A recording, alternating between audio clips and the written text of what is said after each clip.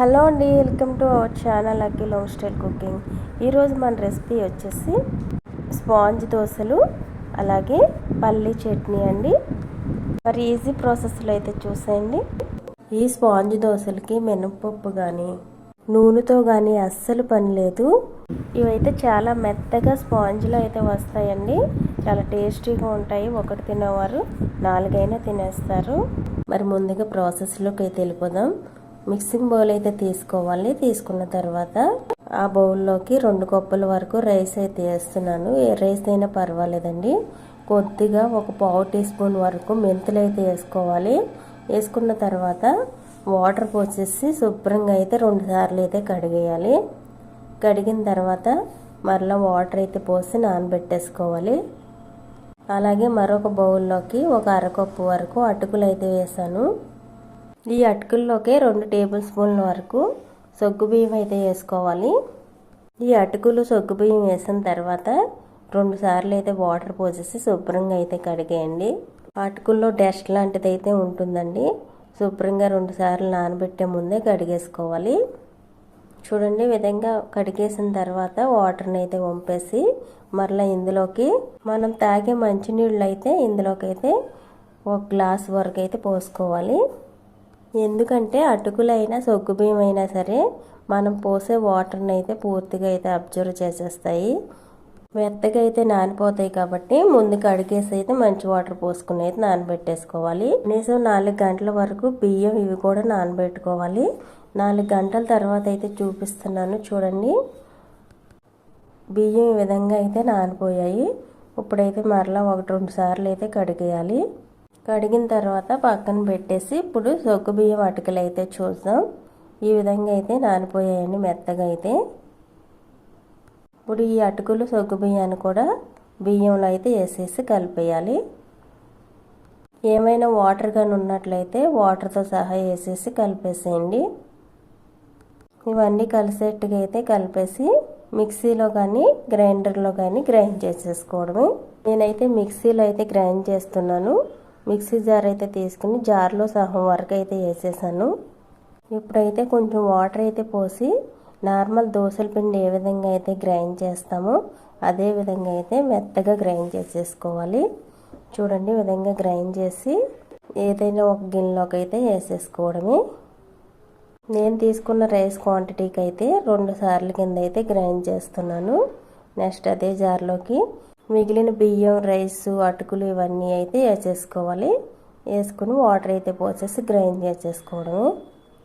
వీలైనంత మెత్తగా అయితే గ్రైండ్ చేసుకోవాలండి. గ్రైండ్ చేసిన తర్వాత మరలా అదే పిండిలోకి అయితే వేసేసుకోవాలి. జార్లో కొంచెం వాటర్ అయితే పోసి వేస్తున్నాను.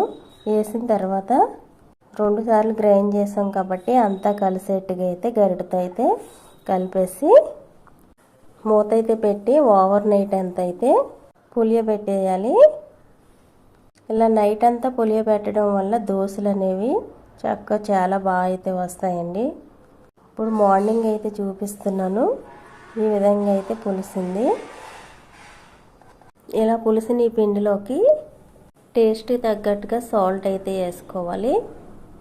ఇంకా ఏమీ వేయవలసిన అవసరం లేదు. ఇప్పుడైతే కలిపేద్దాం. మొత్తం పిండి అంతా సాల్ట్ కలిసేలాగైతే కలిపేయాలి. చూడండి, మన స్పాంజ్ దోశ వేసుకోవడానికి పిండి అయితే ఈ విధంగా అయితే ఉండాలి. ఇప్పుడు స్టవ్ ఆన్ చేసి దోశల పెనం అయితే పెట్టుకోవాలి. పెనం బాగా వేడవనివ్వాలి. వేడి మీద ఉన్నప్పుడే దోశలు అయితే వేసుకోవాలండి. పెనం బాగా వేడైన తర్వాత అయితే 2 గరిటెల పిండి అయితే తీసి ఈ విధంగా వేసుకుని ఎక్కువగా స్ప్రెడ్ చేయకూడదు. ఇలా లైట్గా అయితే స్ప్రెడ్ చేయాలి. మీరు ఎక్కువగా పలసగా స్ప్రెడ్ చేసేసినట్లయితే క్రిస్పీ దోశ అయితే వచ్చేస్తుంది. స్పాంజ్ దోశకి అయితే ఈ విధంగా అయితే స్ప్రెడ్ చేసి వదిలేయండి. చూడండి, చిల్లులుగా ఎలా వచ్చాయో. ఇప్పుడైతే మూత అయితే పెట్టేసి 2 నిమిషాలు ఆవిరి మీద అయితే కాలనివ్వాలి. 2 నిమిషాలు ఆవిరి పట్టి కాలిన తర్వాత అయితే చూపిస్తున్నాను. చూడండి, ఈ విధంగా అయితే కాలింది.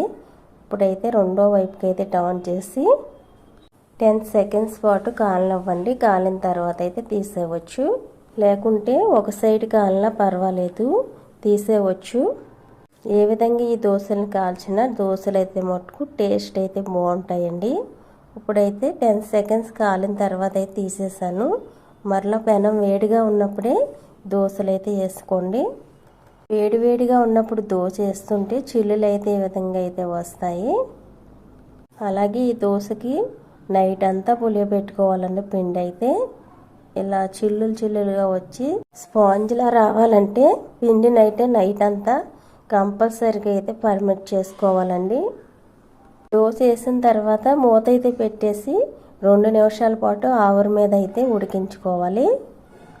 మినపప్పు ఆయిల్ ఇవేమీ అసలు అవసరం లేకోకుండా ఈ విధంగా టేస్టీ స్పాంజ్ దోశలు అయితే ఇలా అయితే చేసేసుకోవచ్చు. ఇప్పుడు ఈ దోశల్లోకి నేనైతే పల్లి చట్నీ అయితే చేస్తున్నానండి.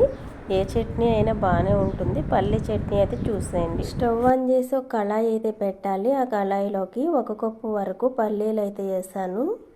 ఈ పల్లీలు ముందుగా అయితే ఫ్రై చేసేసుకోవాలి. ఈ విధంగా ఫ్రై అయ్యేలాగైతే ఫ్రై చేసేసుకుని ఇప్పుడు ఒక గిన్నెలోకి అయితే తీసేసుకోవాలి. ఇలా ఫ్రై అయితే సరిపోతాయండి పల్లీలు. ఇప్పుడు గిన్నెలోకి అయితే తీసేస్తున్నాను. నెక్స్ట్ అదే కళాయిలోకి 1 స్పూన్ వరకు ఆయిల్ అయితే పోసి 6-7 పచ్చిమిర్చి అయితే తీసుకుని మధ్యలోకి ఇరిసి అయితే వేసుకోవాలి. మిరపకాయలు బలంగా వేసినట్లయితే పైకి అయితే పేలుతూ ఉంటాయండి చిటపట్లాడుతూ. ఇలా ఇరిసి అయితే వేసుకోండి. ఈ మిరపకాయలు ఫ్రై అవుతూ ఉండగానే ఇందులోకి 1/2 ఇంచు వరకు అల్లం ముక్క, 1/4 టీ స్పూన్ జీలకర్ర అయితే వేసుకుని ఫ్రై చేసుకోవాలి. ఈ పచ్చిమిర్చి, అల్లం, జీలకర్ర ఈ విధంగా ఫ్రై అవుతే సరిపోతాయండి. తీసేయవచ్చు. ఇప్పుడు ఇవి కూడా తీసేసి ముందైతే మిక్సీ జార్లో పల్లీలు అయితే వేసాను. వాటిలోని ఇవి కూడా వేసేద్దాం. ఇలా పచ్చిమిర్చి వేసిన తర్వాత పొట్టు తీసిన ఎల్లుల్లి రెబ్బలు అయితే 3 అయితే వేసుకోవాలి. కొద్దిగా చింతపండు అయితే వేస్తున్నానండి. మరీ ఎక్కువగా అయితే వేసుకోకండి. టిఫిన్స్లో కాబట్టి కొద్దిగా వేసుకుంటే సరిపోతుంది. టేస్ట్కి తగ్గట్టుగా సాల్ట్ అయితే వేసి కొద్దిగా వాటర్ పోసేసి అయితే గ్రైండ్ చేసేసుకోవడమే. మరీ మెత్తగా కాకుండా లైట్గా కొంచెం బరకుండేట్టుగా అయితే గ్రైండ్ చేసుకోవాలి. చూడండి, ఈ విధంగా గ్రైండ్ చేసుకున్నట్లయితే పల్లి చట్నీ టేస్ట్ చాలా బాగుంటుందండి. లైట్గా బరక అయితే ఉండాలి. మరీ మెత్తగా చేసుకున్న అంత టేస్ట్ బాగోదు. ఇప్పుడు ఏదైనా బాక్స్ అయితే తీసుకుని వేసేసుకోవడమే. ఇలా జార్లో చట్నీ వేసేసిన తర్వాత అదే జార్లో కొంచెం వాటర్ అయితే పోసి చట్నీలు అయితే పోసుకోవాలి. ఈ చట్నీ వచ్చేసి ఇడ్లీలోకైనా, గారెల్లోకైనా, దోశల్లోకైనా సరే చాలా టేస్టీగా అయితే ఉంటుందండి. హోటల్స్ వాళ్ళు కూడా ఇలాగే చేస్తుంటారు. ఇప్పుడు ఈ చట్నీలోకి అయితే తాలింపు వేసుకుంటే మరింత టేస్ట్ అయితే వచ్చేస్తుందండి. ఇప్పుడు తాలింపు అయితే చేసేద్దాం. స్టవ్ ఆన్ చేసి తాలింపు చేసుకోవడానికి ఏదైనా ప్యాన్ పెట్టేసి దానిలోకి 1 టేబుల్ స్పూన్ వరకు ఆయిల్ అయితే పోసుకోవాలి. ఈ ఆయిల్ లైట్గా వేడయిన తర్వాత ఇందులోకి 1/2 టీ స్పూన్ మినపప్పు, 1/4 టీ స్పూన్ పచ్చెనపప్పు, 1/4 టీ స్పూన్ ఆవాలు అయితే వేసుకోవాలి. వేసిన తర్వాత ఈ ఫ్రై అవుతూ ఉండగానే ఇందులోకి కొద్దిగా కరివేపాకు అయితే వేసుకోవడమే. మీరు కావాలంటే ఇందులోకి ఎండుమిర్చి కూడా యాడ్ చేసుకోవచ్చు. నేనైతే వేయట్లేదండి. ఈ విధంగా ఫ్రై అయిన తర్వాత స్టవ్ ఆపేసి చట్నీలోకి అయితే వేసేసుకోవడమే. వేసేసి మొత్తం కలిసేట్టుగా అయితే కలిపేయాలి. ఇలా చాలా ఈజీగా అయితే పల్లి చట్నీ చేసుకోవచ్చండి హోటల్ స్టైల్లో. ఇప్పుడు ఈ చట్నీని మనం చేసిన స్పాంజ్ దోశల్లోకి అయితే సర్వ్ చేసుకుని తింటుంటే టేస్ట్ అయితే అదిరిపోయిందండి. మరి మీరు కూడా ఒకసారి అయితే చేసి చూడండి. మళ్ళీ ఎలాగే చేసుకుని తింటారు. అంత టేస్టీగా ఉంటాయి స్పాంజ్ దోశలు, అలాగే చట్నీ కూడా. మరి ఈ రెసిపీ మీకు నచ్చినట్లయితే ఒక లైక్ అయితే చేయండి, సబ్స్క్రైబ్ చేసుకోండి.